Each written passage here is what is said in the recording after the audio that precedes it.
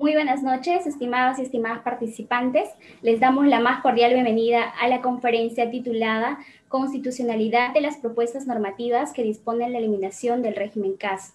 Esta noche, quien estará a cargo de esta conferencia es el magíster César David Ojeda Quirós.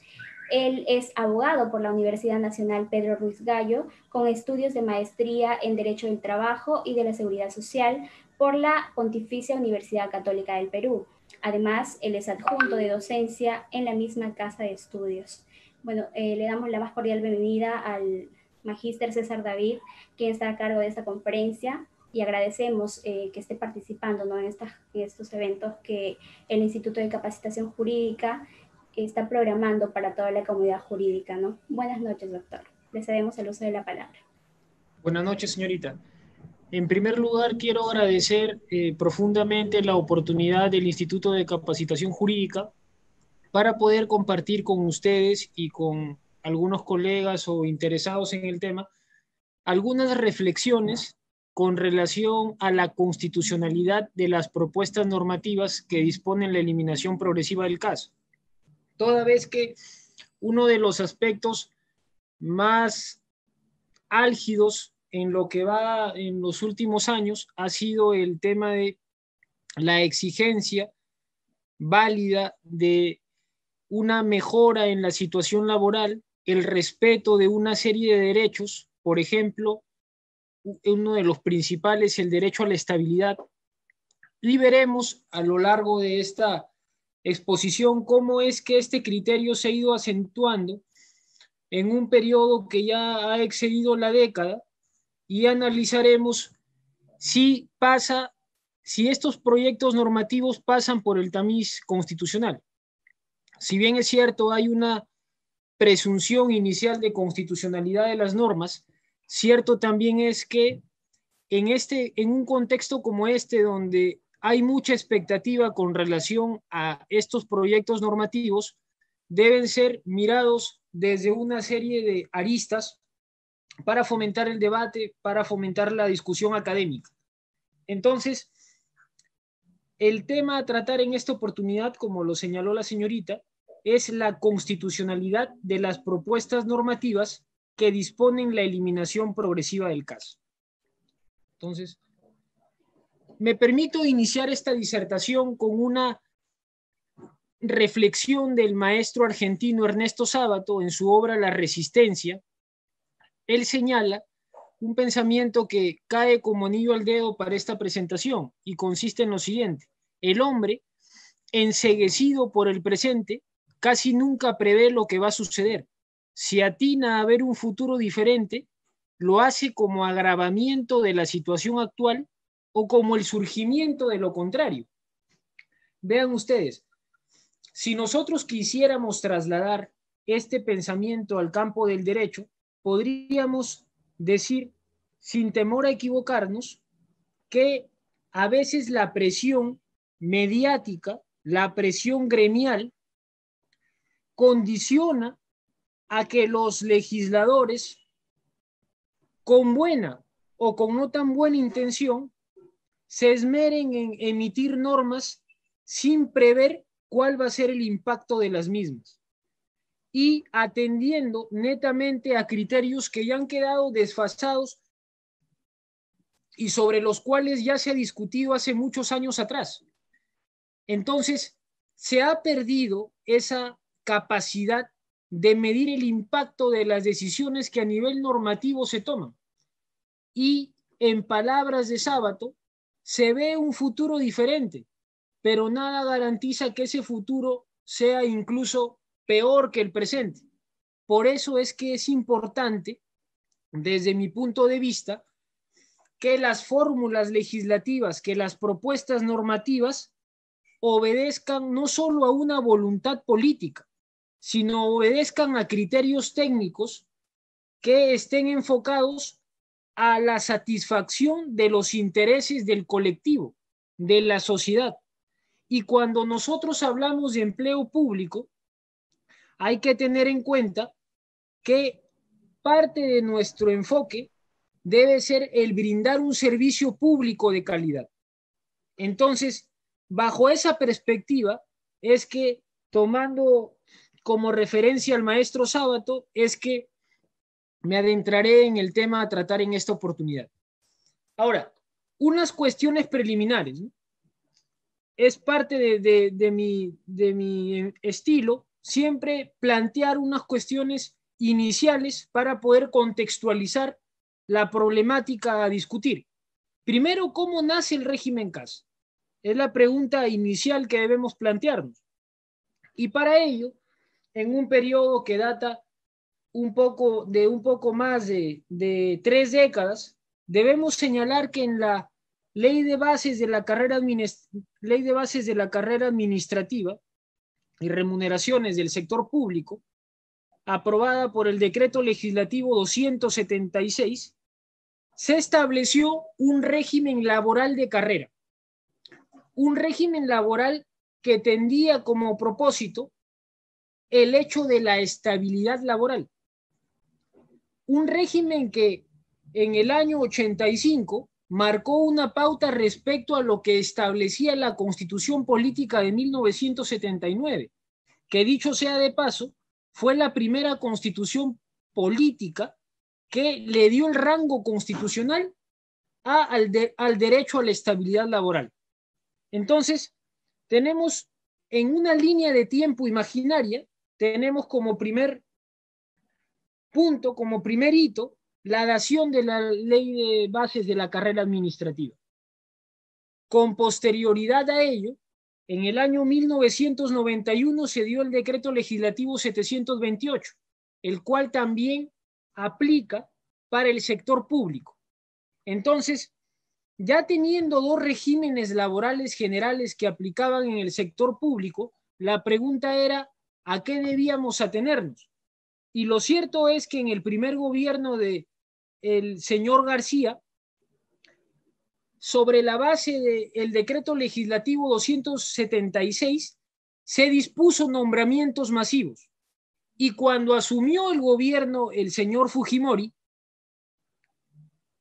adoptó una medida contraria y lo que materializó fueron despidos masivos. En ese contexto tan antagónico es que el Poder Ejecutivo y el resto de entidades adoptaron formas de contratación que propiciaron una suerte que propiciaron efectos contraproducentes a lo que en ese entonces al menos decían que querían, ordenar el Estado. Entonces, ¿qué trajo consigo? Trajo consigo precariedad laboral porque tomaron como referencia el artículo 1764 del Código Civil, que contempla el contrato de locación de servicios, y le dieron una forma civil a relaciones contractuales que en los hechos tenían la naturaleza laboral. Entonces, en ese contexto, podría decirse que nace una tendencia de crecimiento vertiginoso respecto de la precariedad e informalidad laboral en el Estado. Terminamos la década de los 90 y empezamos en el año 2000. Específicamente en el año 2003 se celebra el Tratado de Libre Comercio entre Perú y Estados Unidos. Pero, como complemento a dicha celebración, debía seguir este tratado un proceso de implementación y previamente ser ratificado por los poderes legislativos de ambos países.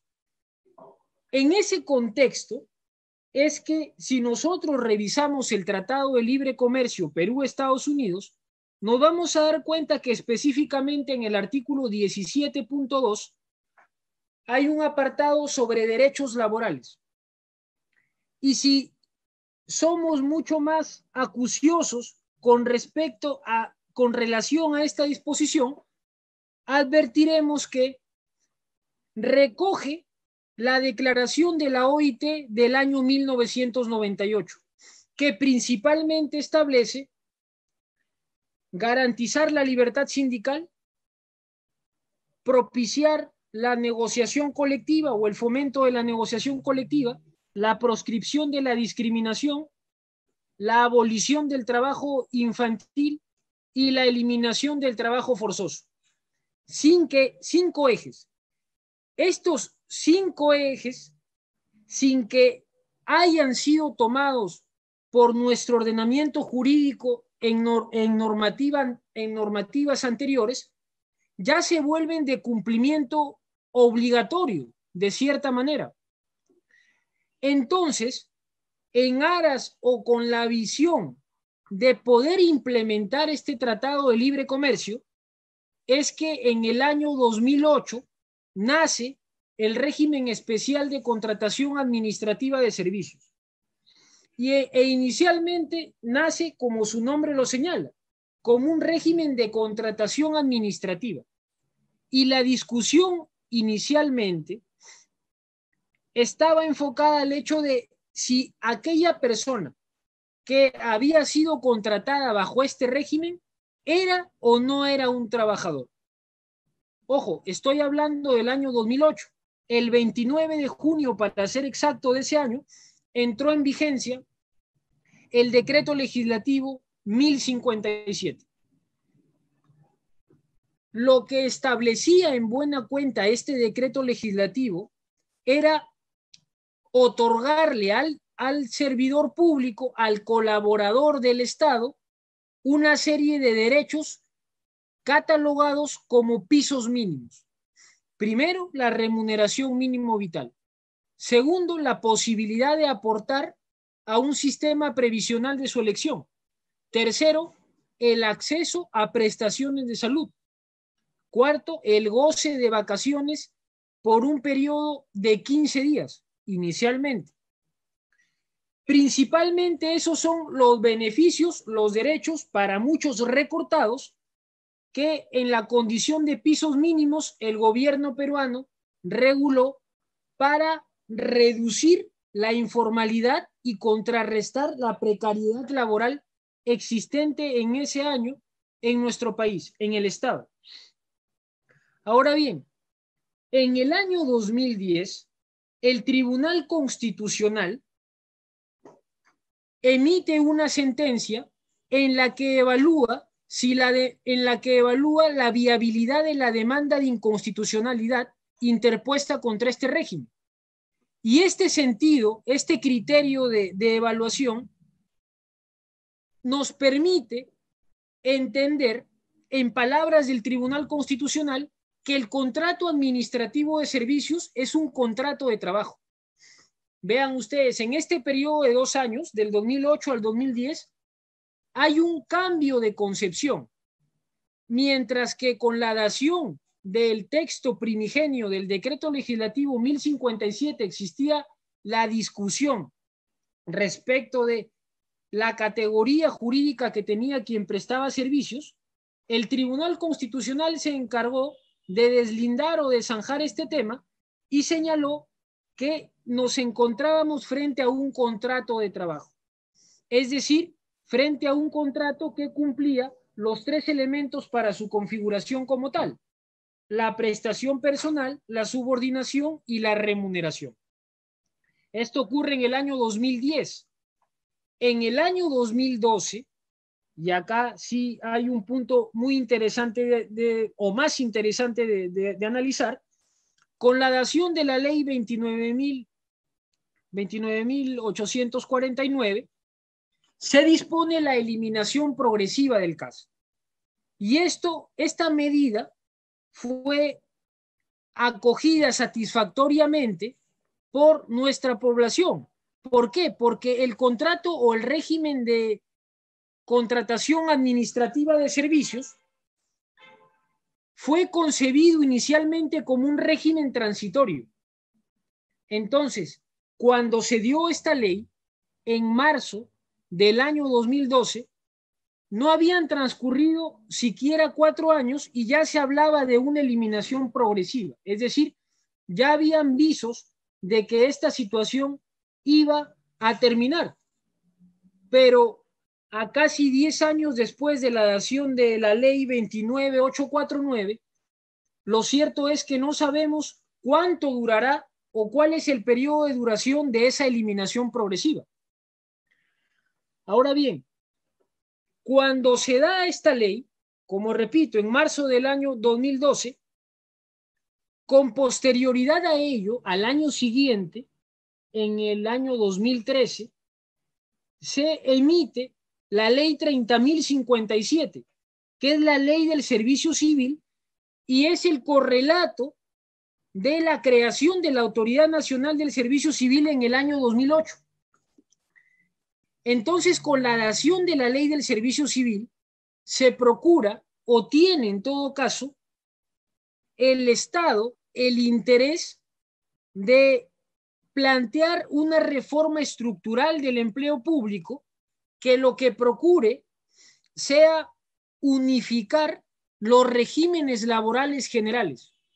Y es consabido que estos son el régimen laboral público, el regulado por el Decreto Legislativo 276, el régimen laboral privado, regulado por el Decreto Legislativo 728, y el régimen laboral especial de contratación administrativa de servicios, regulado por el Decreto Legislativo 1057 y en el caso de los 3 decretos legislativos por sus respectivos reglamentos, ¿no?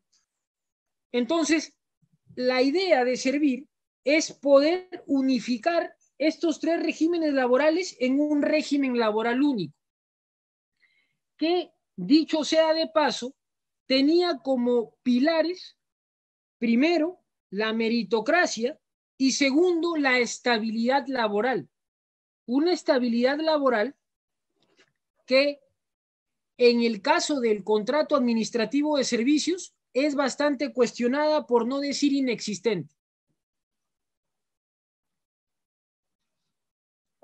En un momento veremos si realmente la creación del régimen del servicio civil ha representado al día de hoy un avance significativo, porque de eso depende, lógicamente, o podríamos encontrar algún tipo de justificación a los niveles crecientes y razonables de descontento por parte de los servidores públicos. Porque frente a la precariedad laboral, en resumen, nace el CAS. Y para conseguir esta suerte de puente entre los regímenes laborales generales y un régimen de mejores beneficios, nace el régimen del servicio civil. Entonces, hay que tener esa premisa muy clara para lo que en un momento analizaremos. La pregunta número 2 es si hubo mejoras en su regulación desde que se creó. Por supuesto, con la dación de la ley 29.849 hubo mejoras, y parte de estas mejoras es que ya no, el trabajador CAS ya no tenía vacaciones por 15 días, sino tenía vacaciones por 30 días. Otra mejora importante es que recibía aguinaldos en el mes de julio y en el mes de diciembre. Otro aspecto importante es que gozaba como derecho de tener licencias que eran las mismas de aquellos trabajadores del régimen laboral de la entidad. Por ponerles un ejemplo, si yo fuera un trabajador CAS del Ministerio de Transportes y Comunicaciones, yo tengo, con relación a las licencias, los mismos derechos que los trabajadores del régimen laboral de la entidad, es decir, de la carrera administrativa, con relación a las licencias. Tomando esta misma referencia, si yo fuera un trabajador CAS de la Superintendencia Nacional de Salud, cuyo régimen laboral es de la actividad privada, yo tengo los mismos derechos con relación a las licencias de aquellos servidores públicos acogidos a este régimen. Entonces es indudable que la ley 29.849 generó algunas mejoras en los trabajadores CAS. La pregunta número 3 es, ¿de qué depende la transitoriedad del régimen CAS? Y esto ya se ha dicho en incontables ocasiones. La transitoriedad del régimen CAS depende principalmente de 2 factores, como yo lo veo. El primero de ellos es la voluntad política de llevar a cabo una reforma estructural que no solo se limite al papel. Y en segundo lugar, de los alcances o del nivel de implementación que tenga el régimen del servicio civil. Es decir, un aspecto político y un aspecto operativo. Desde mi punto de vista, he ahí los criterios que determinan el nivel de duración de esta transitoriedad, que, como todos sabemos, es sinónimo de temporalidad. La pregunta número 4 es: ¿cuánto se ha avanzado en la implementación del régimen del servicio civil?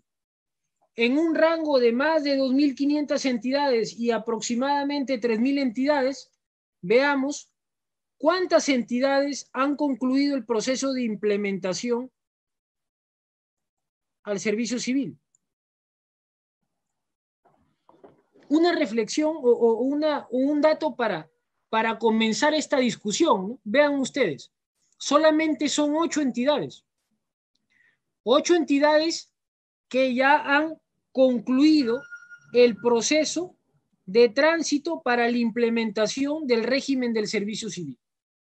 Y de estas 8 entidades, dicho sea de paso, no todas han convocado a concursos bajo este régimen. Es decir, la mayoría de ellas ni siquiera han convocado concursos bajo este régimen. Entonces, no ahondemos en ese punto, sino veamos la cifra. Solo 8 entidades de las más de 2.500 han terminado el proceso de implementación al régimen del servicio civil.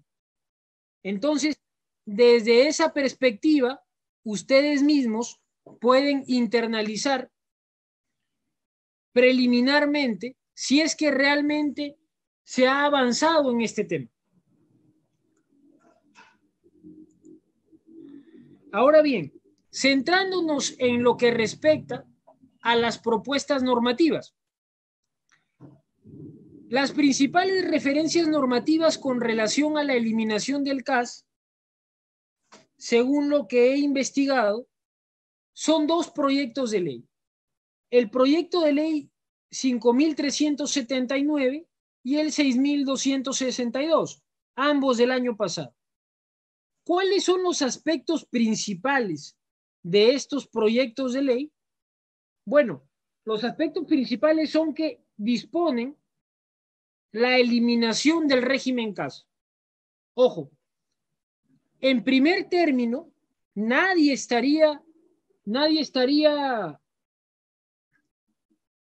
se mostraría opuesto a esta medida, la eliminación del régimen CAS.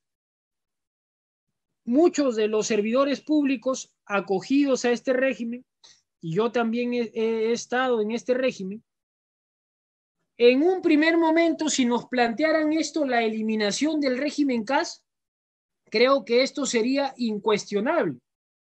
No obstante, retomando las palabras del maestro Sábato, deberíamos preguntarnos si el impacto de estos proyectos de ley va en la misma línea con los intereses de nuestro país, si armoniza con la constitución política, por ejemplo.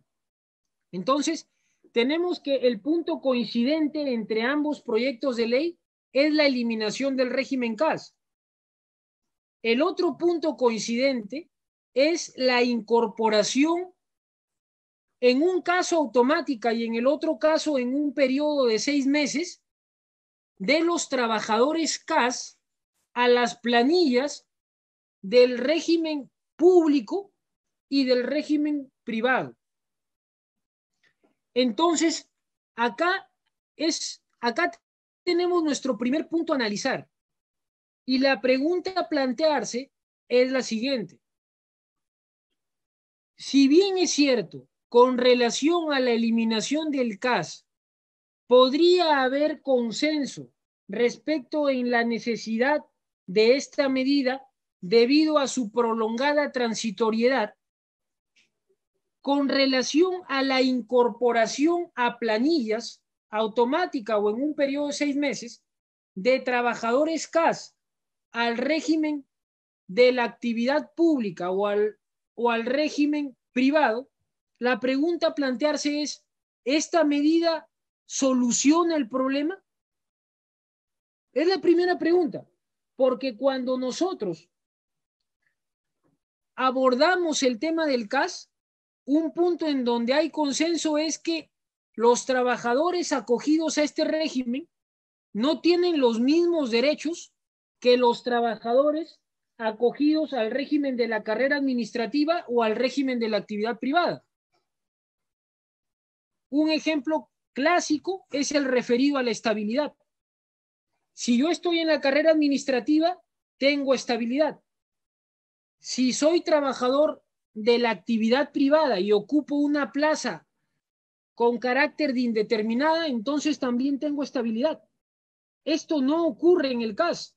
Y ojo, estamos en un contexto en el que hay servidores públicos que bajo el régimen CAS ya tienen más de 10 años. Incluso si nos ceñimos al tiempo en el que este régimen está vigente, ya tendrían hasta más de 12 años. Entonces, viene acá otra pregunta que podría decirse es hasta filosófica, en el sentido de, ¿es justo que a un servidor público que tiene más de 12 años trabajando para una entidad y en un determinado régimen se le pueda comunicar la no renovación de su contrato? Ojo, no estoy en el terreno de la legalidad aún, estoy en el terreno de lo que es justo o no. Pareciera que es injusto y de hecho considero que es así. ¿Por qué? Porque se desnaturaliza, se distorsiona la idea de transitoriedad. Pero salvando esta pregunta, aún nos queda la primera planteada. El hecho de que estos trabajadores CAS pasen automáticamente a planillas del régimen laboral público-privado, ¿soluciona el problema?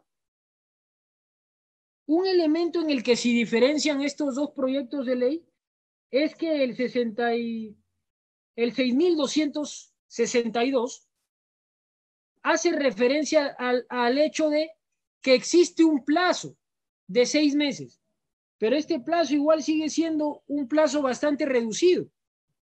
Son 6 meses. Y el otro punto donde difieren es que el proyecto de ley 5.379 hace referencia a que se debe de informar a servir sobre dicha incorporación.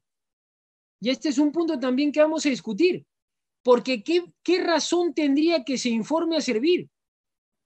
Es decir, la Autoridad Nacional de Servicio Civil es el ente rector en materia de recursos humanos en el sector público. Acá pareciera que le quieran dar una connotación como de mesa de partes, en el sentido de que le informan cómo va el traspaso o la incorporación a las planillas del régimen de la carrera administrativa o del régimen de la actividad privada. Pero en fin, he tomado como referencia estos dos proyectos de ley.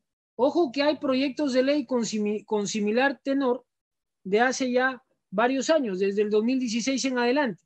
Pero he tomado como referencia estos dos proyectos de ley porque son acogidos en la propuesta que aprueba, o respecto de la cual se aprueba, un texto sustitutorio y que vamos a analizar en un momento.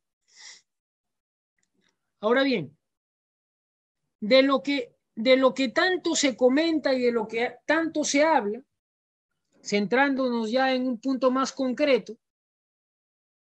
es del proyecto de ley 2580 del año pasado, un proyecto de ley promovido por el FREPAP, o mejor dicho, que tiene al FREPAP como su principal promotor. Y el texto sustitutorio de este proyecto de ley, que actualmente se encuentra en la Comisión de Trabajo y que ya pasó por todo este procedimiento previo y que el Poder Ejecutivo ha observado, dicho sea de paso, ha observado la autógrafa, podemos rescatar o resaltar, mejor dicho, tres supuestos de aplicación.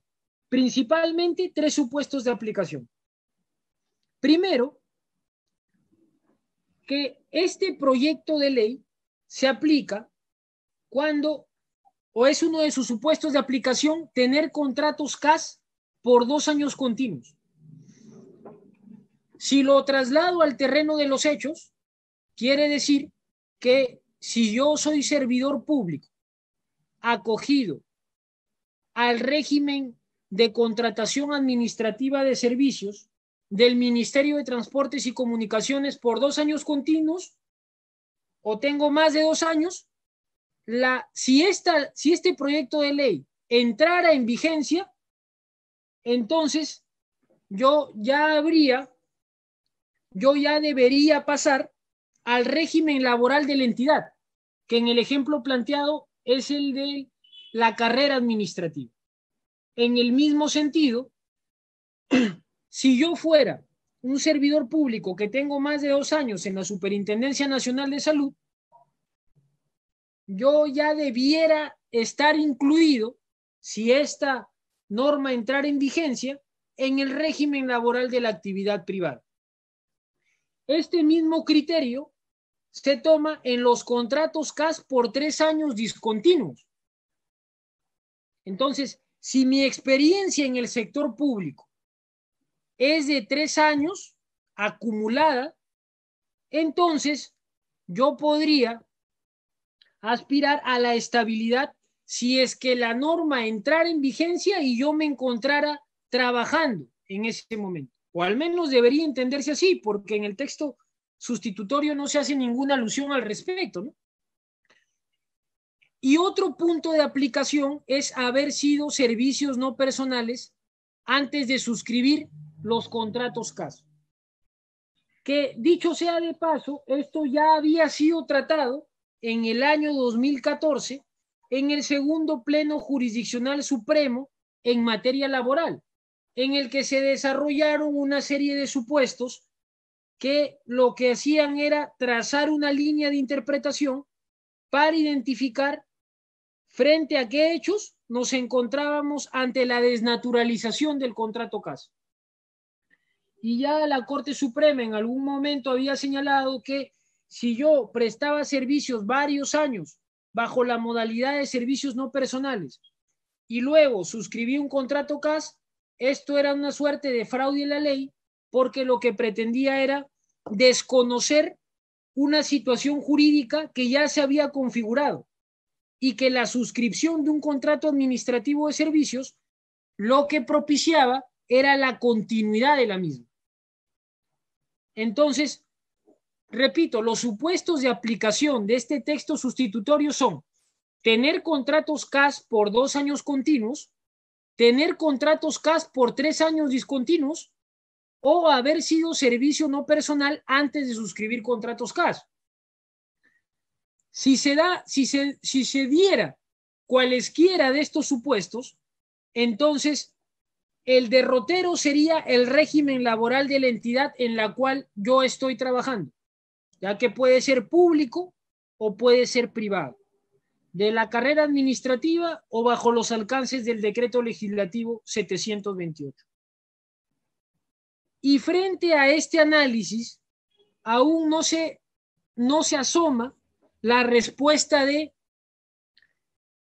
cómo podemos entender a este proyecto de ley como una solución frente a la creciente informalidad laboral en el Estado.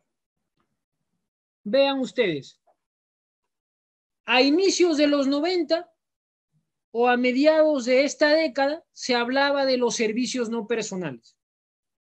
Luego se pulió un poco más la figura y se hablaba de los contratos de locación de servicios, tomando como base el Código Civil, específicamente, como lo señalé hace un momento, el artículo 1764.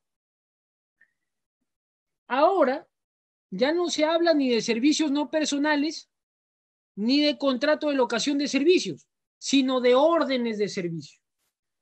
Y acá hay otro punto que genera un descontento justificado por parte del gremio, de diversos gremios sindicales.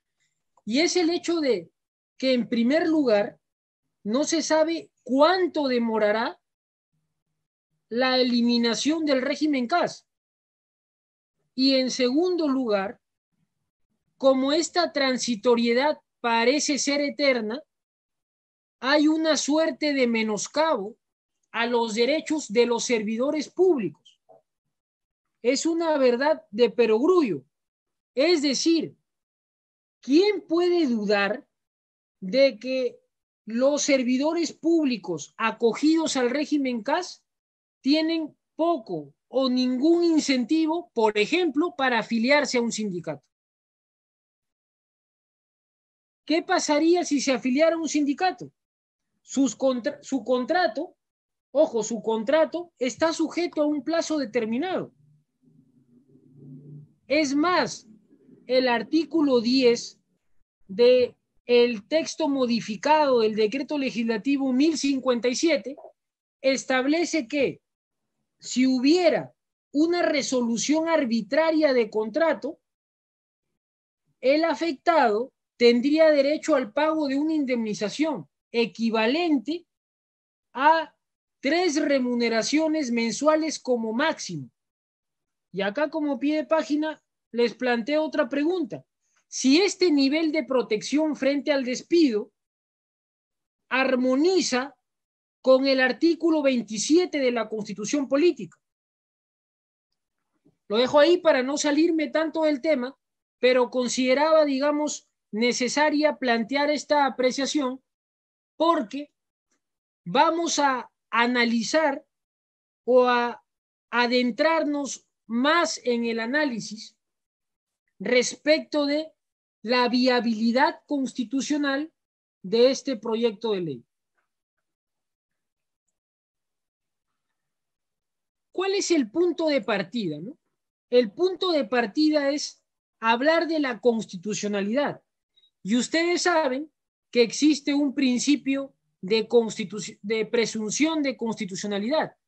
Es más, este principio tiene como correlato el artículo 38 de la Constitución Política, que contempla el llamado principio de fidelidad o de lealtad constitucional y establece que todos los peruanos tienen el deber de honrar al Perú y de proteger los intereses nacionales, así como de respetar, cumplir y defender la Constitución y el ordenamiento jurídico de la nación. Entonces, en principio, si este proyecto de ley se convirtiera en ley y entrara en vigencia, habría de entrada una presunción de constitucionalidad. Es decir, esta norma es constitucional en tanto no se demuestre lo contrario, por decirlo de algún modo. Y es más, el Tribunal Constitucional ya hace muchos años, cuando ha desarrollado este principio, lo ha definido de la siguiente manera: el principio de presunción de constitucionalidad de las normas establece que una ley no será declarada inconstitucional a menos que exista duda razonable sobre su absoluta y flagrante contradicción con la Constitución. Es decir, cabe la posibilidad de que, pese al principio de presunción de constitucionalidad, haya duda sobre la armonía que esta norma tiene con la Constitución o sobre el grado de compatibilidad que ésta tenga con la Constitución. En sentido contrario, si esta norma manifiestamente contraviene disposiciones constitucionales, entonces deviene en inconstitucional. Ese debería ser el sentido bastante lógico con relación a la explicación del principio de presunción de constitucionalidad de las normas. Reitero, según el Tribunal Constitucional, este principio establece que una ley no será declarada inconstitucional a menos que exista duda razonable sobre su absoluta y flagrante contradicción con la Constitución. Es clarísimo. En sentido contrario, si una norma o una ley contraviene la Constitución, devienen inconstitucional.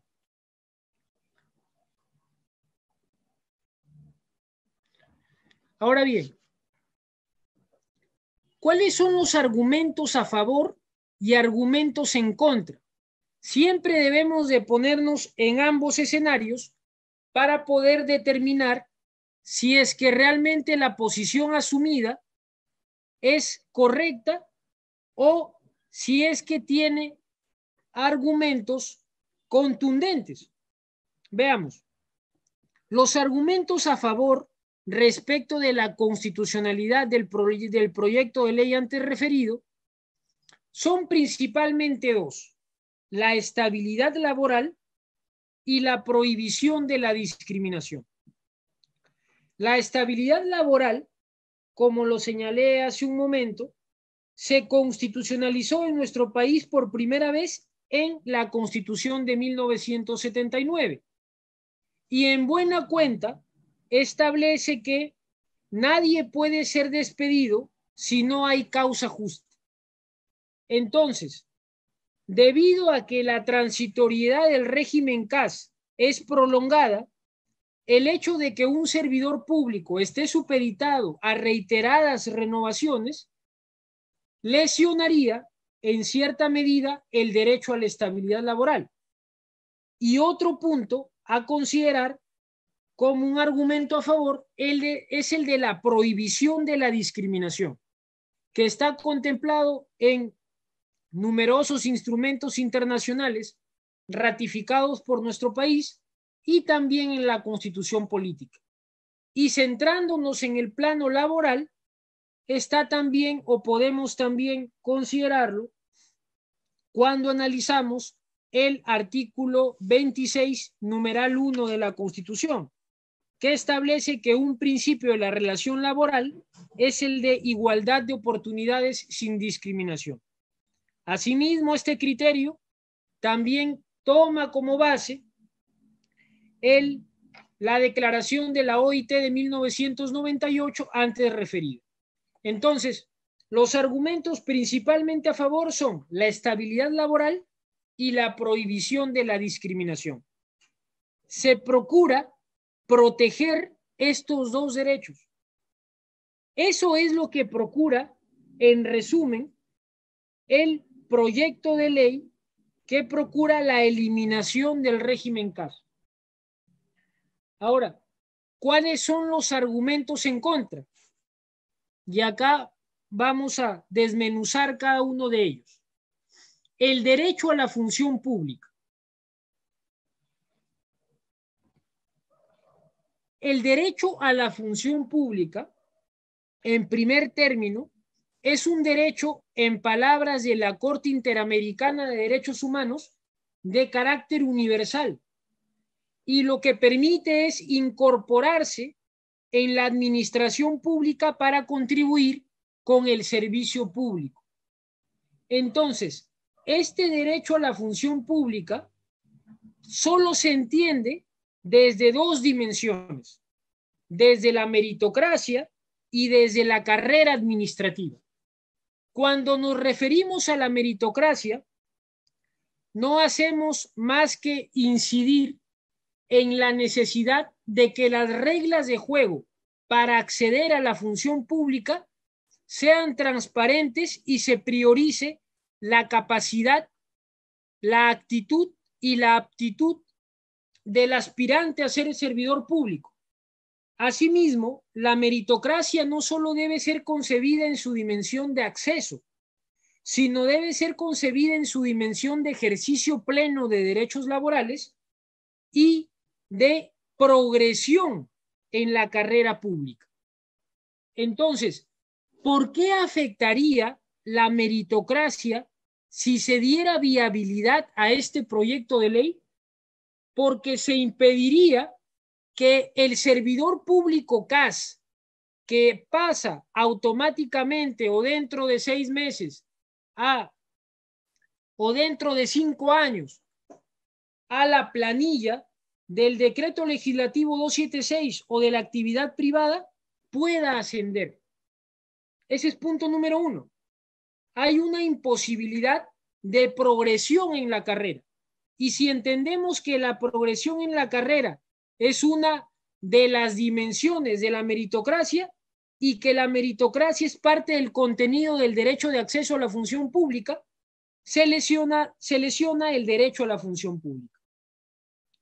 Otro aspecto a considerar es el de la carrera administrativa. Cuando nosotros nos referimos a la carrera administrativa, estamos aludiendo, en palabras del Tribunal Constitucional, a un bien jurídico que es indispensable en todo régimen democrático. Y este bien jurídico debe procurar el acceso a la función pública en igualdad de condiciones. Una igualdad de condiciones que es cuestionada si es que se viabilizara este proyecto de ley, toda vez que determina una suerte de incorporación por antigüedad a un régimen que también va a tener diferencias. Recordemos cómo era el Estado antes de la dación del régimen CAS. Era un Estado que planteaba en sí mismo diferencias. Habían diferencias entre el régimen laboral público y el régimen laboral de la actividad privada. Ojo, no estoy diciendo que el régimen laboral CAS haya sido la panacea. Lo que estoy diciendo es que en un momento determinado fue una medida que adoptó el Estado para lograr esa suerte de puente entre un régimen transitorio y un régimen permanente, que era el régimen del servicio civil. Desde esta perspectiva es que debe analizarse. Otro punto a considerar en contra de la viabilidad de esta ley es el principio de equilibrio presupuestal.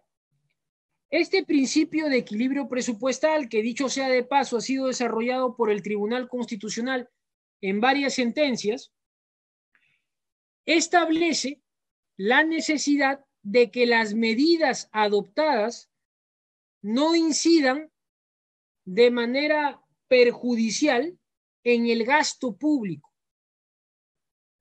Y precisamente por eso es que resulta importante entender que la separación de poderes entre ejecutivo, legislativo y judicial no debe ser interpretada en sentido literal, sino que esta perspectiva tradicional, con la evolución del derecho constitucional, ha permitido entender que más que una separación de poderes, debe ser una colaboración de poderes, sin que ello implique desconocer competencias exclusivas. Y ahí va el tercer punto, porque uno de los aspectos más cuestionados, desde mi punto de vista con razón, es que se omite la participación del Poder Ejecutivo, contraviniendo el numeral 17 del artículo 118 de la Constitución. ¿Qué es lo que establece ese artículo? Específicamente señala lo siguiente: corresponde al presidente de la República, Poder Ejecutivo, administrar la hacienda pública. El Tribunal Constitucional, máximo intérprete de la Constitución, ha señalado que la administración de la hacienda pública es una competencia exclusiva del Poder Ejecutivo. Y al ser exclusiva, cualquier medida normativa o propuesta legislativa que contravenga ello adolece de inconstitucionalidad. Entonces, si nosotros hacemos un balance, podemos resumir la confrontación o la controversia de posiciones de la siguiente manera. Los argumentos a favor consisten en dar protección al servidor público, garantizando su derecho a la estabilidad laboral y proscribiendo la discriminación de acceso al empleo. Mientras que los argumentos en contra señalan que la viabilidad de este proyecto de ley lesiona el derecho a la función pública en lo que respecta a la meritocracia y al bien jurídico carrera administrativa. Asimismo, hay una afectación al principio de equilibrio presupuestal contemplado en el artículo 79 de la Constitución Política y se contraviene la exigencia de que el Poder Ejecutivo participe en este tipo de iniciativas, toda vez que es una de sus competencias exclusivas la de administrar la hacienda pública.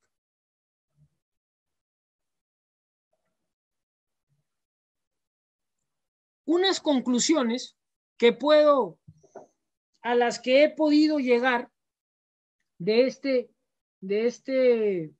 análisis que he procurado resumir en estos minutos son las siguientes. 1. El proyecto de ley 2580, en caso entre en vigencia, adolece de vicios de inconstitucionalidad, puesto que afecta el derecho de acceso a la función pública y el principio de equilibrio presupuestario. Asimismo, contraviene el numeral 17 del artículo 118 de la Constitución Política. Esta conclusión, que denota la asunción de una posición, tiene por propósito no realizar una apología de la prolongada transitoriedad del régimen CAS. Por el contrario, estoy en contra de que este régimen se prolongue tantos años. El correlato de esta conclusión es que, a pesar de que es indudable que el régimen CAS impide el pleno ejercicio de derechos fundamentales, por ejemplo, estabilidad laboral, derecho de sindicación, negociación colectiva, entre otros, la solución radica, desde mi punto de vista, en fortalecer la implementación del régimen del servicio civil, a fin de tener un régimen laboral único que permita una línea de carrera. Si nosotros tomamos el camino más fácil, lejos de procurar ordenar la situación del empleo público, vamos a propiciar que se acentúe el desorden. ¿Por qué? Porque al pasar los trabajadores CAS o al ser incorporados en planillas del régimen laboral público o del régimen laboral privado, va a seguir existiendo una diferencia. Estos dos regímenes son muy disímiles. Entonces, ¿cuál sería la solución? ¿Que se siga acentuando esta diferencia? No. Lo que usted está diciendo, en realidad, no se comparte porque el principal propósito es que haya estabilidad. Comparto esa posición. Es más, en algunos eventos anteriores, en los que he tenido oportunidad de participar, cuestiono la prolongada transitoriedad no solo del régimen CAS, sino de otros regímenes, que nacen con vocación de temporales y terminan teniendo una vigencia de muchos años. Un ejemplo reciente es el del régimen laboral agrario, ¿no?, que inició a inicios de los años 2000 y vean ustedes cuántos años se ha prolongado. Entonces, insisto, es indudable que el régimen CAS impide el pleno ejercicio de derechos fundamentales. Sin embargo, la solución radica en fortalecer la implementación del régimen del servicio civil, a fin de tener un régimen laboral único que permita una línea de carrera.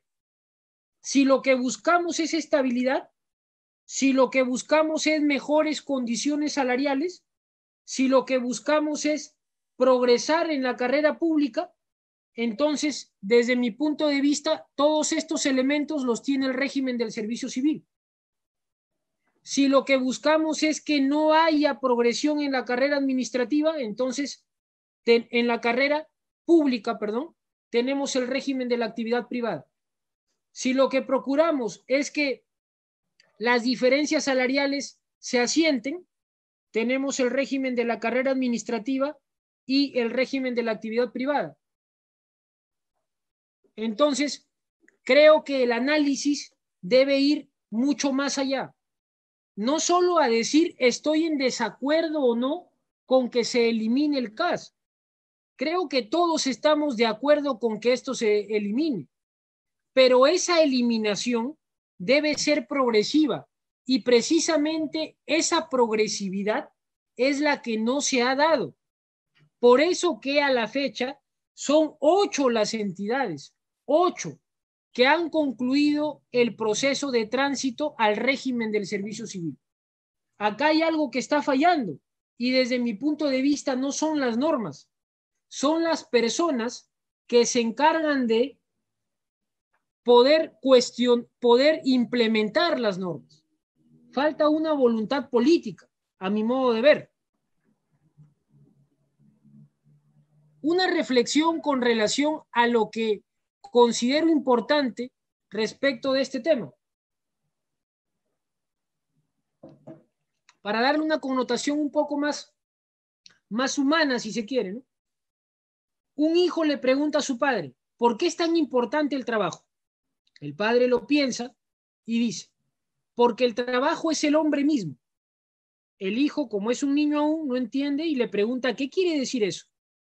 Y el padre responde, significa que el trabajo involucra su vida, su salud, su tiempo, su familia, en fin, lo más valioso que puede tener cualquier ser humano se vincula con el trabajo.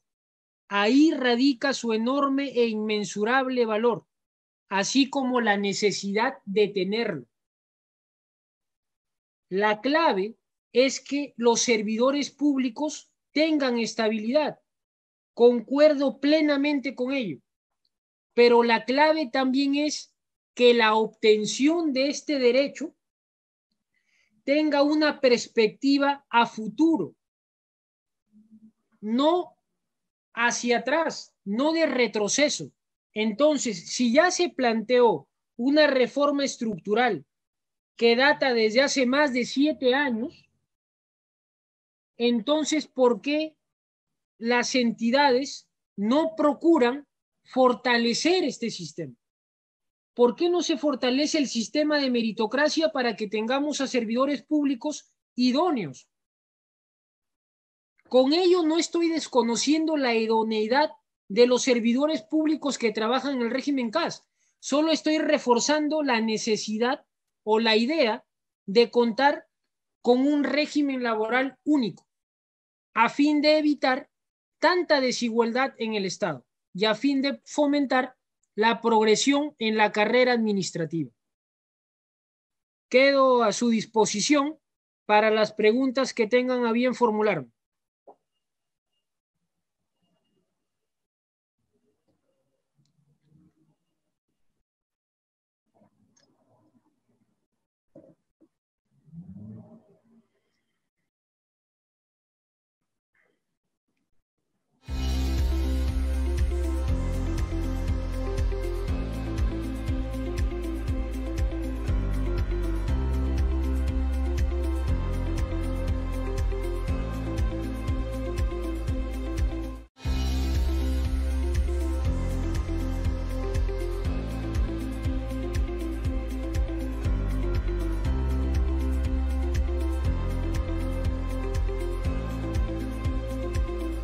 Nos acompaña la doctora Abigail Rivas Ojeda, abogada con experiencia en el sector público y privado, en la especialidad de Derecho Minero y Laboral, estudios de maestría en Dirección de Recursos Humanos por la Universidad Rey Juan Carlos de España.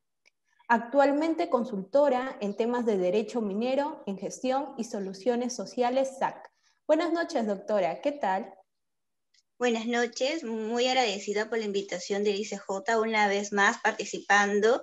Es un gran honor para mí poder presentarme acá y explicarles un poco sobre el régimen laboral minero.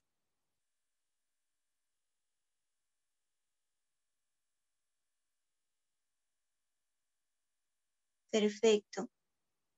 ¿Podrías agrandarlo, por favor?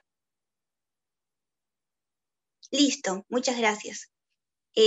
Por favor, la siguiente diapositiva. Listo. Bueno, buenas noches con todos. En primer lugar, para traerlos bajo el panorama del sector minero.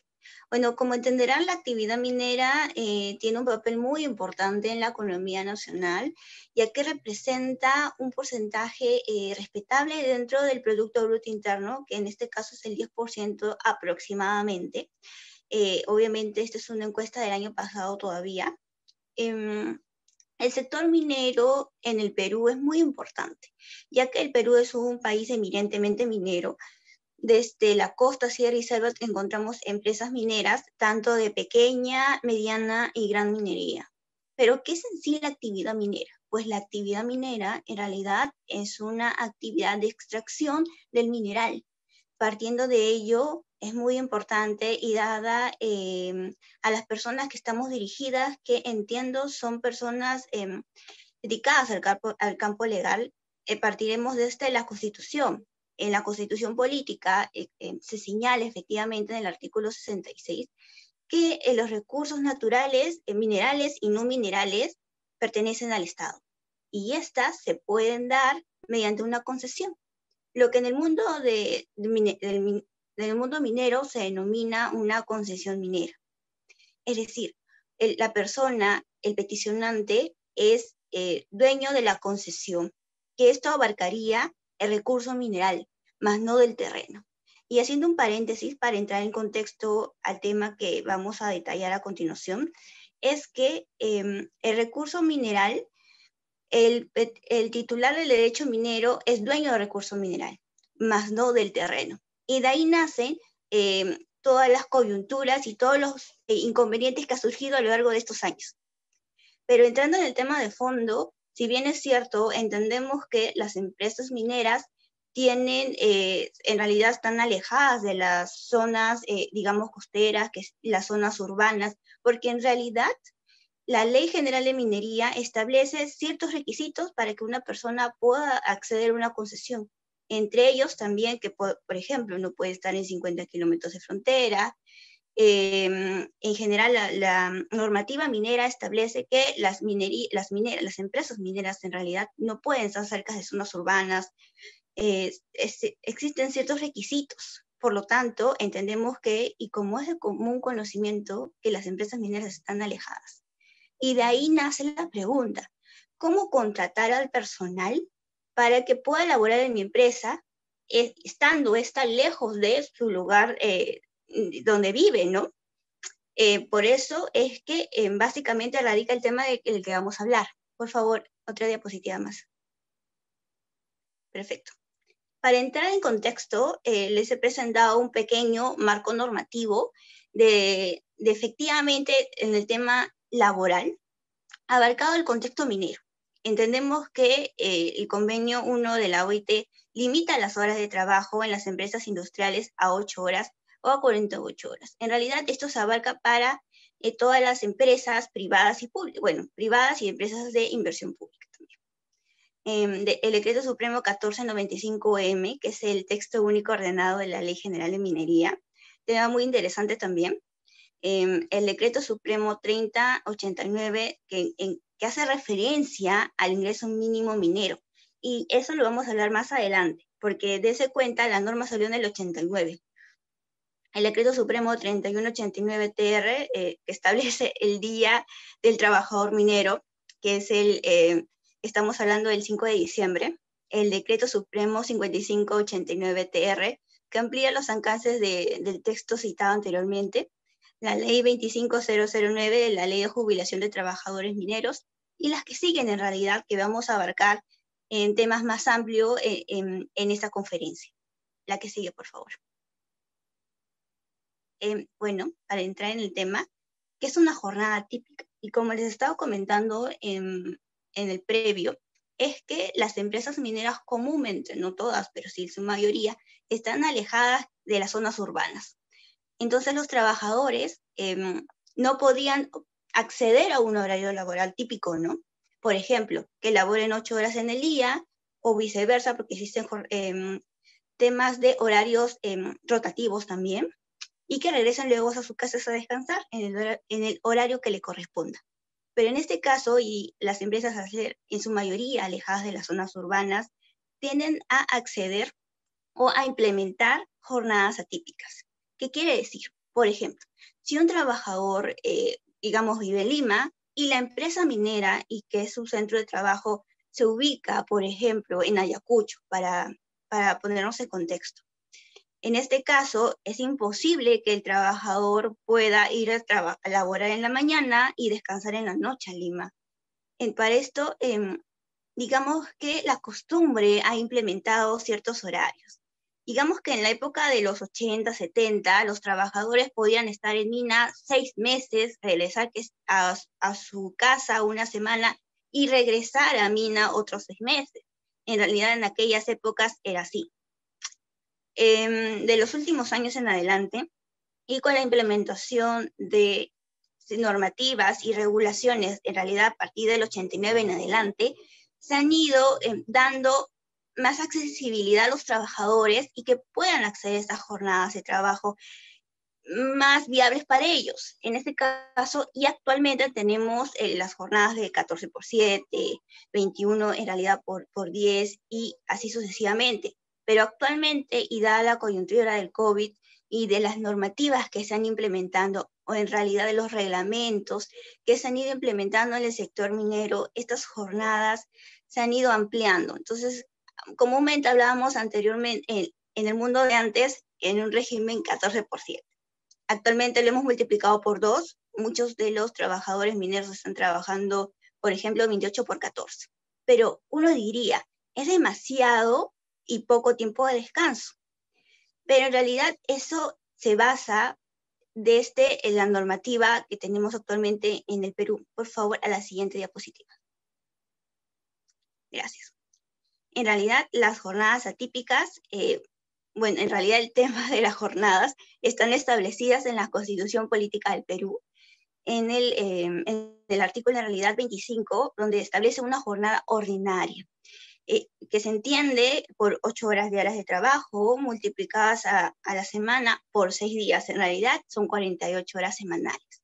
Esa es una jornada ordinaria. Los trabajadores pueden laborar 6 días a la semana durante 8 horas y no se puede sobrepasar de estas horas porque en realidad sería sobretiempo.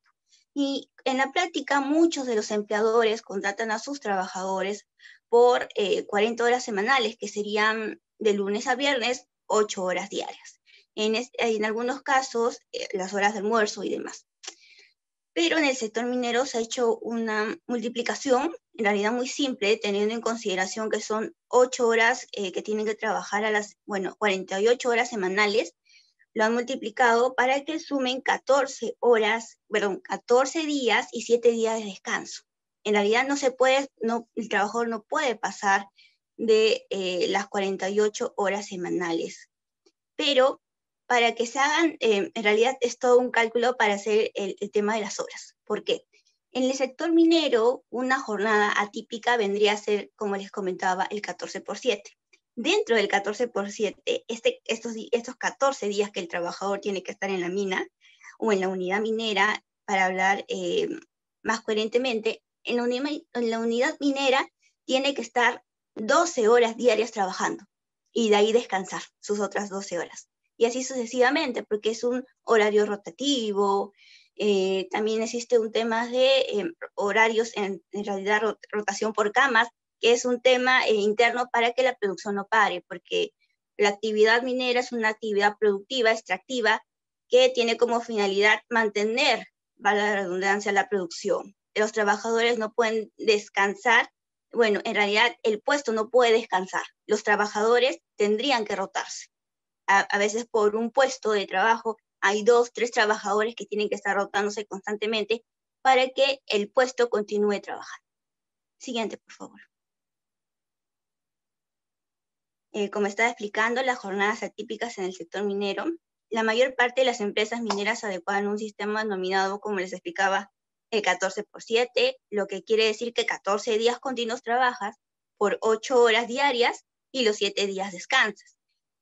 Cabe acotar también de que si un trabajador tiene que irse, por ejemplo, en el caso que les había mostrado, a Ayacucho, viviendo en Lima, la empresa tendría que darle la movilidad y también un lugar donde dormir, lo que comúnmente se denomina campamento minero. La jornada típica común es 14x7, también se aplica el 21x14. Y en cuanto a, por ejemplo, tenemos en Lima empresas muy cercanas a la costa y muy cercas a los centros, a las zonas urbanas, dado que Lima estaba en constante evolución y expansión. Entonces, si antes estas empresas mineras estaban alejadas de la ciudad, actualmente y con la sobrepoblación de Lima han vuelto cada vez más cerca a las poblaciones, por lo que se hace más fácil en realidad la accesibilidad de estos trabajadores a las empresas mineras. Por eso, aquellas empresas mineras que están cercas quizás relativamente, estamos hablando a zonas urbanas, aplican también el régimen minero de 5x2. Ese es un régimen común y silvestre el que nosotros conocemos, porque 5 días estás en mina en el campamento minero dentro de las instalaciones y 2 días bajas a descansar. Eso se aplica, por ejemplo, en los distritos, en las empresas que he visto en el distrito de Mala, en el distrito de Huaraz, Churín, Huaral, por ejemplo. La siguiente, por favor. La remuneración básica minera. La siguiente. Gracias. En realidad, desde el 89 más o menos se ha aplicado un reglamento. Bueno, es un decreto supremo que establece que, si bien es cierto, la remuneración básica es en relación a todos los que elaboramos actualmente, pero en cuanto al tema de minería se aplica un 25% más de la remuneración ordinaria. Si la remuneración mínima es 930 soles, por ejemplo, se tendría que sacar el porcentaje y sumarlo más el 25%.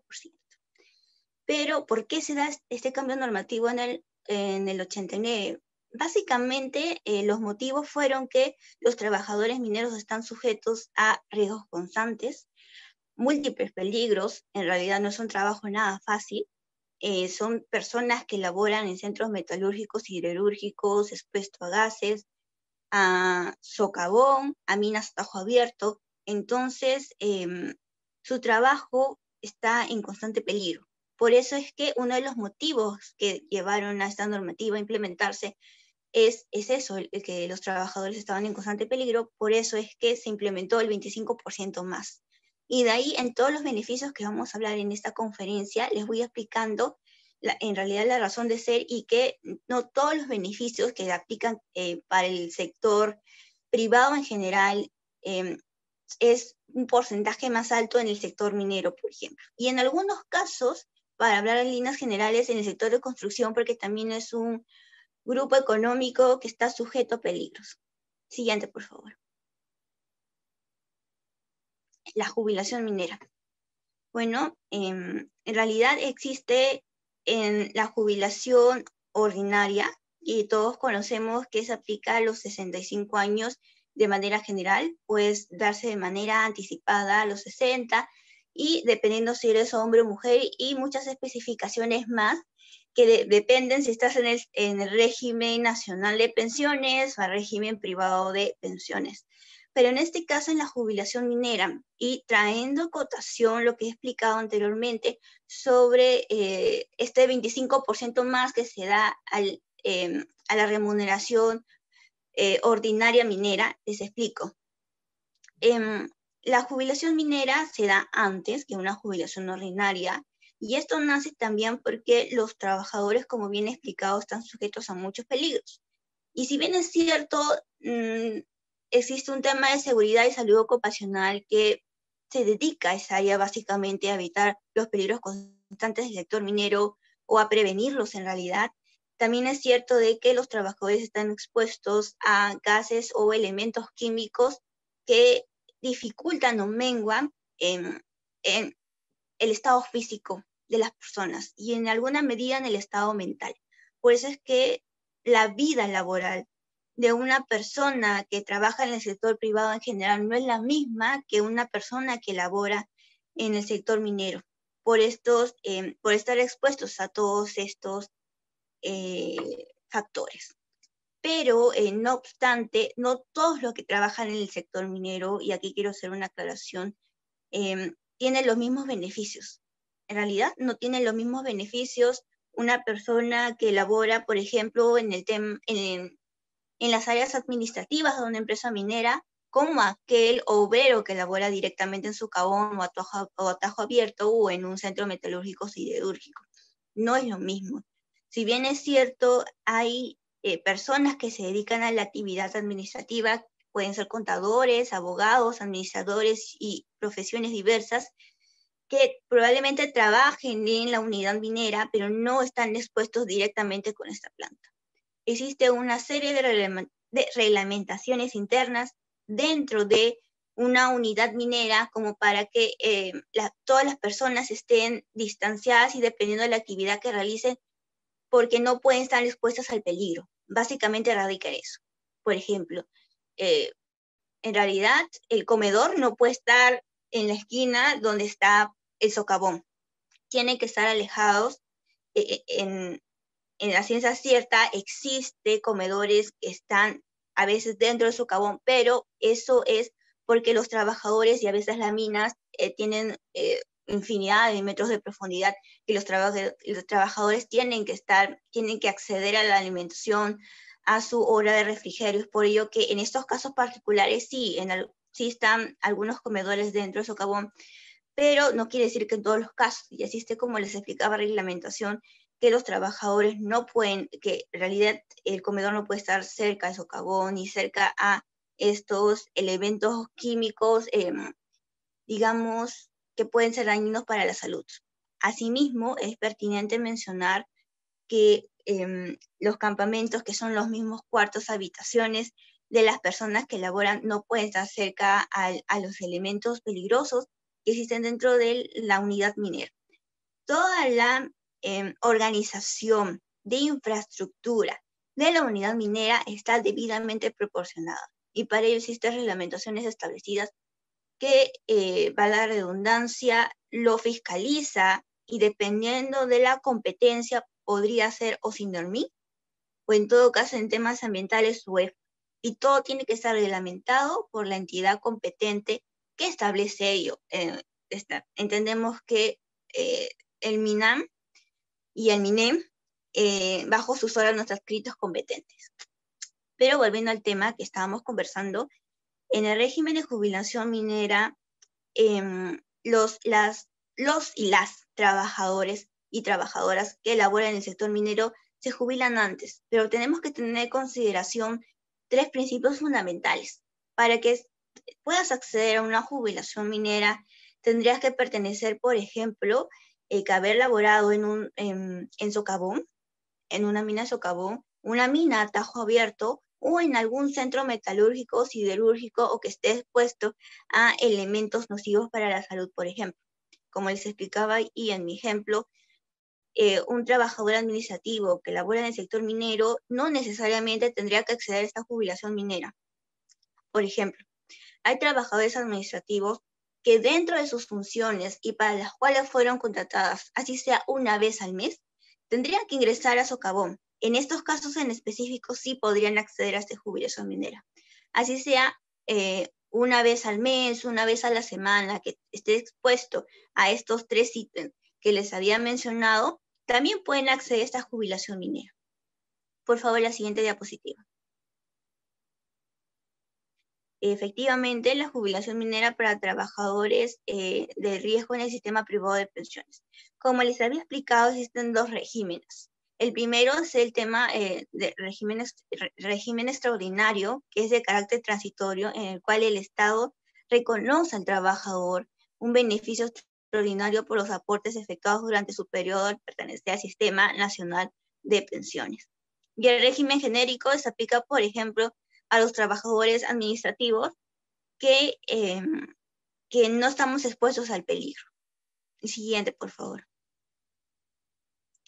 Ahí les he puesto un pequeño cuadro como referencia, porque, por ejemplo, como les estaba mencionando, para poder acceder a esta jubilación minera, tienes que cumplir los 3 requisitos fundamentales, que es haber laborado en un centro metalúrgico, siderúrgico o planta de beneficio.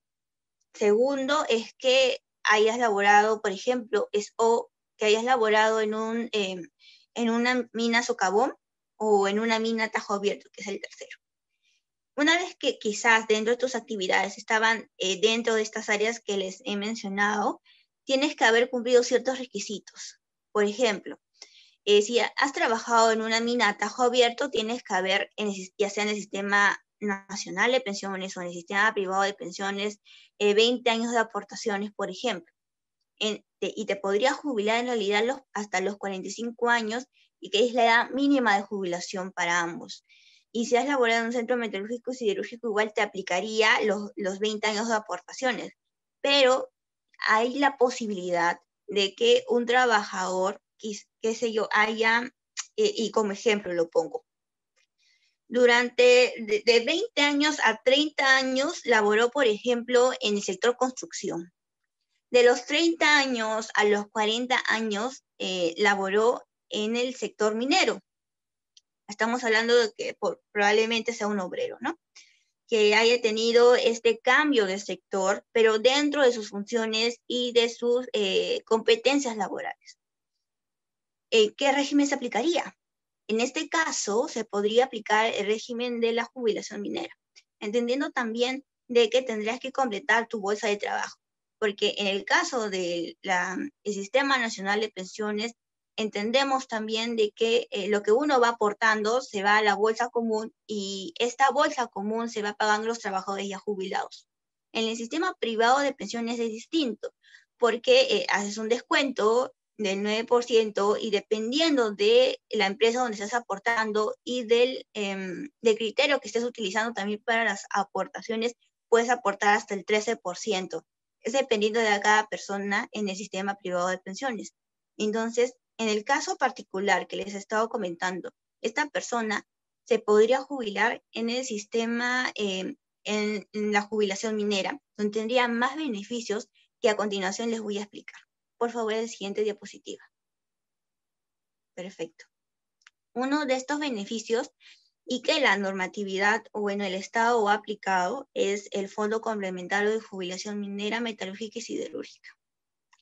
Si bien es cierto, una persona que cumple con esos 3 requisitos es factible que pueda jubilarse dentro de esta, valga la redundancia, jubilación minera, podría acceder también al Fondo Complementario de Jubilación Minera, Metalúrgica y Siderúrgica. Este es un beneficio que salió en el año, bueno, en realidad se implementó en el año 2012, en mayo del 2012, más a grosso modo, quincena de mayo del 2012. ¿Y este beneficio en qué radica? Como ya les he explicado, los trabajadores mineros pueden jubilarse antes. Y si bien es cierto, su vida laboral no es la misma que un trabajador que labora en un sector privado, en temas administrativos, por ejemplo. Entonces, ¿cómo podría complementar o completar en realidad esta persona su bolsa de jubilación, por ejemplo, en el Sistema Nacional Privado de Pensiones, para que pueda jubilarse, dado que no tendría la vida laboral que un trabajador común hasta los 65 años? Entonces, se tendría que jubilar a los 55 años. Entonces, ¿cómo podría completar para poder tener una buena jubilación cuando llegue a esa edad? Por ello, la normatividad, por ello se ha implementado este Fondo Complementario de Jubilación Minera y Metalúrgica y Siderúrgica. Lo que hace en realidad es el descuento del 0.5% de la remuneración mensual por parte del trabajador, y el 0.5% igual de la remuneración mensual, pero se hace el descuento al empleador de la renta anual. Se hace el descuento anual, pero con el cálculo del 0.5 mensual de la remuneración mensual. En realidad es un cálculo básicamente de planillas, pero lo que hace es que por cada mes laborado se te descuenta por parte del trabajador el 0.5 de tu remuneración, y por parte del empleador, él paga en realidad, no descuenta. Él pagaría para tu bolsa de trabajo, para tu bolsa, perdón, de jubilación. Este es un beneficio que se aplica tanto para el Sistema Nacional de Pensiones como para el sistema privado de pensiones. ¿Y por quién está administrado? Bueno, en realidad este fondo complementario está administrado por la ONP, que pertenece al Sistema Nacional de Pensiones. ¿Y cómo se da este flujo, no? Porque ese es un tema nuevo y que muchas veces me preguntan cómo se da, porque no muchas personas conocen este fondo complementario. Es más, he conocido casos de cerca y empresas mineras no aplican o no descuentan lo que tendrían que hacer a la planilla por este fondo. Y hay muchos trabajadores mineros que no se dan cuenta, porque ese es un beneficio que no es muy conocido. Por favor, el siguiente. Bueno, del aporte complementario. ¿Cuáles son los requisitos? Y como había explicado precedentemente, y aquí lo pongo en la diapositiva, tendrás que cumplir 3 requisitos fundamentales. Que pertenezcas o que hayas laborado en temas de extracción minera subterránea, que son, para los que no están muy familiarizados, las minas de socavón, aquellas donde entras en un túnel y están bajo tierra, por ejemplo. La extracción minera a tajo abierto, que son las minas a tajo abierto, donde hacen, por ejemplo, que es muy común ver en imágenes aquellos cerros que están cortados y hay una espiral. Esos son minas a tajo abierto, que son por encima de la superficie. Por ejemplo, el tercero, que es el Centro de Producción Minera Metalúrgica y Siderúrgica, expuestos a riesgos de toxicidad, peligrosidad e insalubridad. Para hacerles un ejemplo y para aquellas personas que no están tan familiarizadas, aquellos centros de producción, para traerlos a cotación, les explico un poco. La actividad minera o la actividad industrial minera está conformada por ciertas fases de producción. La primera, la prospección, el cateo, que viene a ser las actividades primigenias. Es aquella que, por ejemplo, en un terreno tú evalúas, qué sé yo, una piedra, podrías ver, esta tiene posibilidad o tiene oro, por ejemplo. Ese es el cateo y la prospección. Luego vienen unos temas de análisis internos. En realidad las empresas mineras esto lo realizan con ingenieros experimentados que ya saben ver la ley del mineral. Y la ley mineral básicamente es, por ejemplo, de una roca ver cuánto cantidad de mineral tiene. Y de ello ven si es factible la producción de este. De ahí viene el tema de la extracción, luego de los permisos establecidos por el sector minero, y que te los otorgan, y la extracción del mineral para poder continuar con la fase de producción. Extraes el mineral, luego sigue la etapa de beneficio, refinamiento, comercialización, transporte. Pero en todas esas fases, este mineral pasa por distintas etapas y distintas digamos, áreas que lo van transformando. La primera, si estamos hablando, por ejemplo, de una mina socavón, es la extracción. Los trabajadores extraen con las maquinarias el mineral, luego estas transportadas por las fajas transportadoras y dependiendo de la infraestructura de la empresa minera, es transportadas a los almacenes y luego posteriormente, y dependiendo, claro, está de las empresas mineras, pasan a un centro de refinamiento. En este caso, la extracción no solamente de la piedra con el mineral, ahí se queda la producción, sino que esta hay que limpiarla, hay que refinarla, y en algunos casos hasta tratan aquel mineral para poder comercializarlo. Existen empresas que se dedican a cada etapa de producción. No todas las empresas mineras tienen todas las etapas de producción, pero cada etapa de producción es distinta y tienen centros, como dice la normativa, centros de producción distinta. En este sentido, como entenderán, para poder extraer el mineral de la roca, personas que están haciendo ello, utilizando y manejando las maquinarias pertinentes, están expuestos a materiales nocivos. Y no necesariamente quiere decir que estén expuestos directamente, sino obviamente bajo el tema de seguridad y salud ocupacional tienen que guardar los cuidados correspondientes, tienen que utilizar los CPPs, que es el equipo de protección personal pertinente, están en constante monitoreo porque en realidad la normatividad sí te lo exige, y los entes fiscalizadores, como en este caso por el tema ambiental OEFA, y en el tema laboral propiamente es UNAFIL. Y en infraestructuras Socindormin fiscaliza constantemente, pero no obstante los trabajadores de todas maneras podrían adquirir una de estas enfermedades ocupacionales. Por eso es que es muy importante que tengamos conocimiento de que existen 3 requisitos fundamentales para que las personas sean consideradas en realidad dentro de esas actividades de riesgo.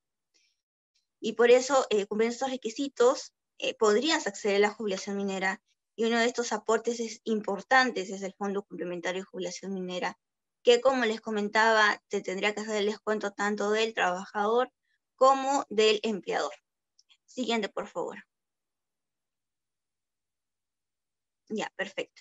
En cuanto a la recaudación y administración de este fondo por las entidades correspondientes. Si bien es cierto, les he comentado que la ONP es la entidad encargada de administrar este beneficio, tanto para el sector privado como al sector público indistintamente. También existen otras entidades afines. En realidad, el flujo está compuesto por la SUNAT también, quien es que registra todos los, digamos, que es el TR en realidad de planillas, que es el registro de planillas que realizan las empresas, en este caso mineras, a la SUNAT, que es una declaración. Siguiente, por favor. Aquí he elaborado un pequeño flujo para que ustedes puedan ver cómo se da el alcance de este fondo complementario.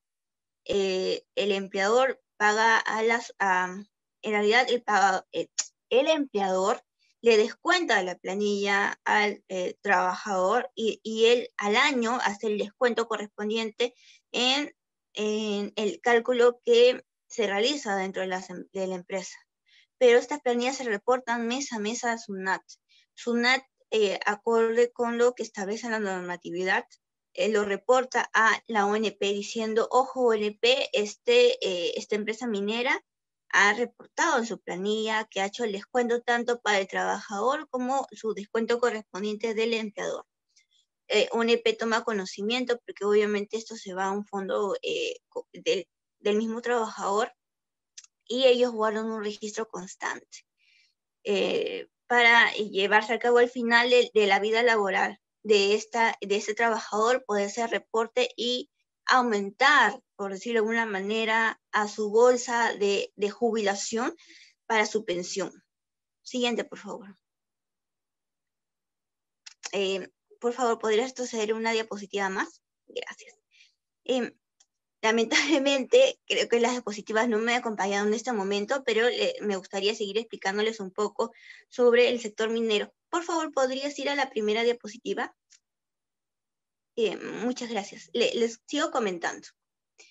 En realidad, en el sector minero y con las preguntas que me han hecho constantemente dentro de estos años que he venido laborando en dicho sector, existen aquellas preguntas constantes como, por ejemplo, el tema del régimen laboral también, y el tema de la contratación. Bueno, la actividad minera, si bien es cierto, es una actividad meramente extractiva que puede estar sujeta a distintas modalidades contractuales, existe también, y como les he explicado, en la etapa industrial minera existen ciertas fases por el cual el mineral va pasando y transformándose hasta su venta final, y en cada etapa a veces las empresas mineras contratan otras subempresas, las que en el sector minero se denominan contratas. ¿Qué quiere decir? Por ejemplo, en el mundo legal conocemos el tema de la tercerización.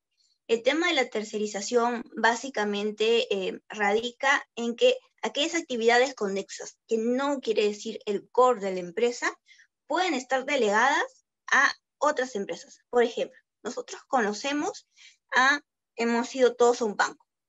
Por ejemplo, el Banco de la Nación. En el Banco de la Nación vemos a esas señoritas que se dedican, o señores que se dedican a la limpieza, que pertenecen a otra empresa y no pertenecen al Banco de la Nación.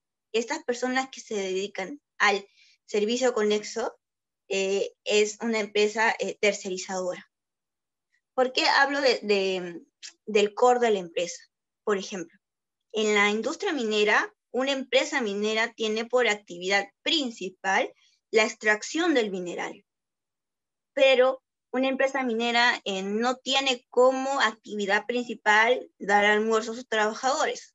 Es una obligación, sí, y lo tiene que hacer porque está establecida la normatividad, pero no es una actividad principal de la empresa. Y la empresa muchas veces, teniendo tantas áreas que liderar, no se toman, digamos, se deslindan de esa actividad con esta y contratan a otra empresa extra para que se encargue de realizar esas actividades.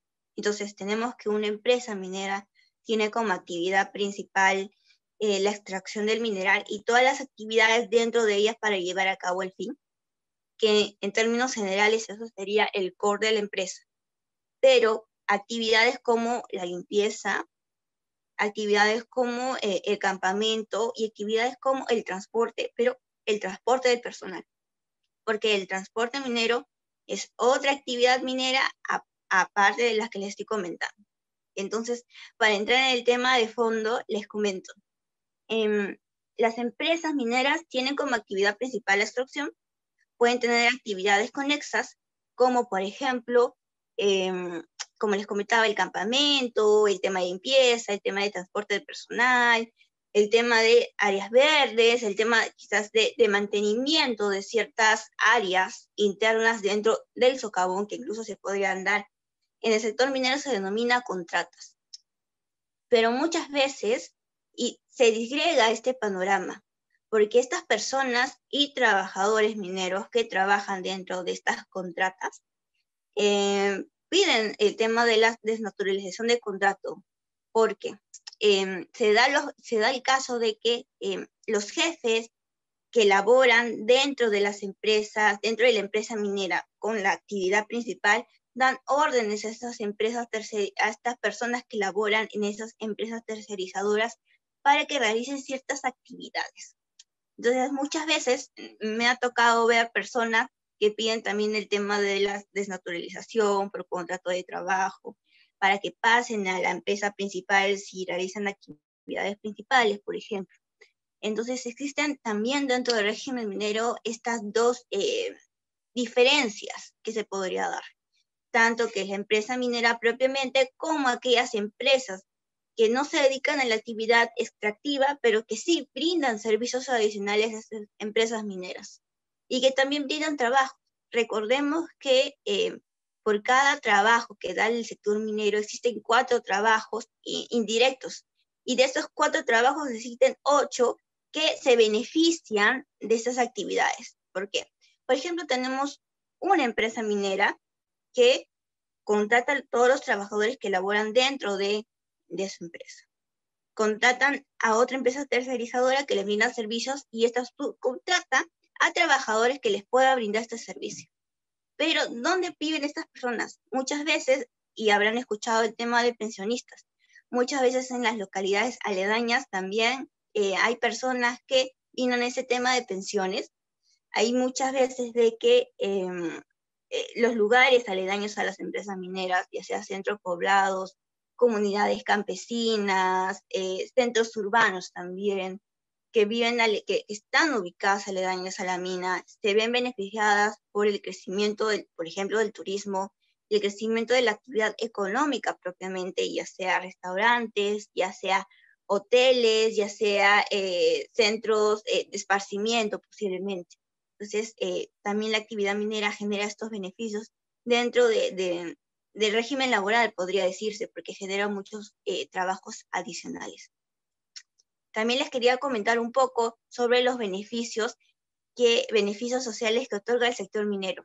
Por ejemplo, Si bien es cierto, les estaba comentando del régimen minero, que está sujeto a horarios laborales y que estos a su vez a unas jornadas atípicas que está sujeta a un horario, a unas horas laborales que están establecidas en la Ley de Productividad y Competitividad Laboral, también es pertinente indicar qué pasa con aquellas personas que laboran más de las 8 horas diarias o en las jornadas atípicas que son 12 horas diarias, 14 por 7, por ejemplo, que laboren más de sus horas. Estos se consideran también como sobretiempo dependiendo de las horas que vayas laborando, las dos primeras 25% más, de ahí a la tercera es el 35% y indiferentemente, se suman también a estos beneficios laborales mineros. Entendemos que en las empresas mineras también uno de los beneficios por el cual las personas acceden a laborar en el sector minero es las utilidades. Y efectivamente, muchas de estas empresas mineras, y no hablo de todas, sino que sobre todo aquellas que elaboran, que pertenecen al régimen de la gran minería, tienden a tener ciertos beneficios al final del año, como por ejemplo el tema de utilidades, que es el 8% libre de impuestos. Los trabajadores mineros pueden acceder hasta 18 remuneraciones adicionales. Entendemos que si un trabajador, por ejemplo, podría ganar 3.000 soles mensuales, que estamos hablando de una cifra estimada, 3.000 soles mensuales, sí, al final del año, y muchas veces este beneficio se paga en marzo, por ejemplo, la empresa minera ha tenido ciertas ganancias adicionales luego de su declaración anual. Entonces, este trabajador sería beneficiado con 18 sueldos. Hablamos de 3.000 soles por 18, más o menos para que ustedes hagan cuenta. Y sí, el trabajador, en realidad este es el tope, porque dependiendo también de la ganancia que haya tenido la empresa para que esos trabajadores puedan acceder a estos beneficios. Si la empresa no ha tenido tantas ganancias como han declarado o han producido en realidad durante todo el año, entonces los trabajadores no tenían este beneficio para acceder a las utilidades. Sin embargo, si la empresa minera ha obtenido ganancias más de las que habían estimado el año anterior y las han declarado pertinentemente, obviamente, estas empresas están obligadas a pagar a los trabajadores, más o menos como les explicaba en el mes de marzo, un tema de utilidades. Y dependiendo de las ganancias, podrían pagar hasta 18 sueldos. Lo que no quiere decir que les vayan a pagar 18 sueldos, sino posiblemente, dependiendo de las ganancias, un sueldo, 6 sueldos, 8 sueldos. Y si la empresa ha ganado más de lo que está pagando los trabajadores, estas las tendría que declarar, y muchas veces se registra en el MINEM, por ejemplo, y en el Ministerio de Trabajo y Promoción del Empleo. Otros beneficios que puede ser, digamos, que puede ser utilizado en el sector minero, como todos los demás beneficios que se otorgan en el sector privado, es el tema de, si bien es cierto, gratificaciones, ETS, asignación familiar, pero en este caso quiero ser muy enfática porque en el sector minero, por ser un tema también de que los trabajadores están expuestos a constante peligro, se utilizan cada año un tema de convenios colectivos. Y si bien es cierto, los convenios colectivos se utilizan tanto en el régimen privado como público, en el sector minero abarca otras cosas muy distintas que se pueden velar en un pliego de reclamos de una empresa dedicada, por ejemplo, a la pesca. Es distinto, cada sector es distinto. En el sector privado, en el sector minero muchas veces se ven estos temas como, por ejemplo, un bono por los almuerzos, un bono de cenas adicionales, un bono adicional por el tema de EPPs, que son los equipos de protección personal, los zapatos, mamelucos y demás. Un tema adicional, por ejemplo, por la movilidad. Si bien es cierto, las empresas mineras otorgan la movilidad, tienen que otorgar la movilidad a sus trabajadores, pero muchas veces ellos piden un bono adicional por ello. Un bono extraordinario por quizás las ganancias que ha tenido la empresa, porque no todas las empresas podrían tener unas ganancias amplias como utilidades. Entendemos que hay empresas de gran minería, mediana minería y pequeña minería. No todas tienen las mismas capacidades de producción. Y estas se definen básicamente en escala por la productividad y la extensión de la concesión minera. Es por ello que en el sector minero no se velan todos los reclamos que se hacen, vale la redundancia, en un pliego de reclamos comunes y silvestres dentro del sector privado. Se ven otros temas más completos, se ve que los pliegos de reclamos mineros básicamente radican en los que le he comentado, por ejemplo, horas de trabajo nocturno, horas de trabajo diurno, horas de sobretiempo.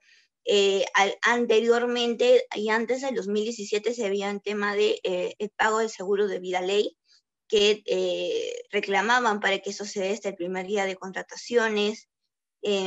Otros beneficios que se podrían ver es, por ejemplo, unos temas de descanso, sepelio, seguros también complementarios para los trabajadores mineros.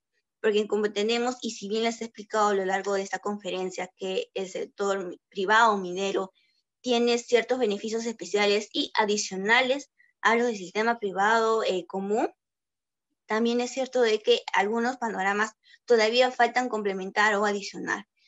Si bien es cierto, muchas veces el sector minero, y esto es para ir terminando, el sector minero se ve, digamos, mejor pagado que otros sectores, ya que como les he explicado, sí es ciertos panoramas que nacen desde la remuneración básica.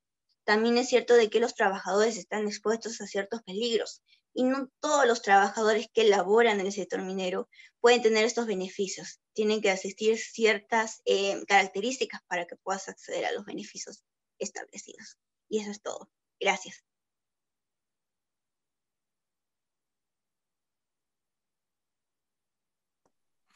Gracias, doctora. Bueno, invitándole a la sala que puedan hacer las preguntas.